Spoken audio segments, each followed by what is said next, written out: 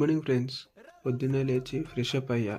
ఆహా, అంటే fresh up కాదు, నిద్రమత్తు వదిలింది అంతే. ఆఫీస్కి స్టార్ట్ అయ్యా. ఈరోజు మన బండి సర్వీసింగ్కి వెళ్తుందంట.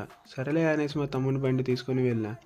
ఆ బండి శబ్దం వింటే ఇది ఆఫీస్కి వెళ్తుందా లేదా మ్యూజియంకి వెళ్తుందా అనే భయంతో ఉన్నా.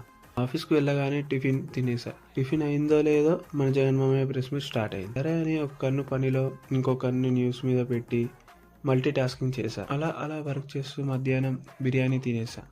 బిర్యానీ తినగానే పని చేసే మూడ్ లేదు. కానీ నా అదృష్టం ఆఫీస్ ఎర్లీగా అయిపోయింది. సో ఖాళీగా ఉండడం ఎందుకనేసి ర్యాపిడో స్టార్ట్ చేశా. అది నా అదృష్టమో దురదృష్టమో తెలియదు కానీ ఎక్కిన వాళ్ళంతా అమ్మాయిలే. నేను డ్రైవ్ చేస్తూ ముందు రోడ్డు చూడన్నో లేదా నా ఫేట్ చూసుకోవాలో కూడా అర్థం కాలేదు. ఏదోలా ట్రిప్ కంప్లీట్ చేసి బ్యాక్ టు హోమ్ వచ్చా. వచ్చిన వెంటనే మా చెల్ల దగ్గరికి వెళ్ళి కొంచెం బాతకాన్ని కొట్టేసి వచ్చా. మనసు ఎంతో తేలికగా అనిపించింది. ఇది ఫ్రెండ్స్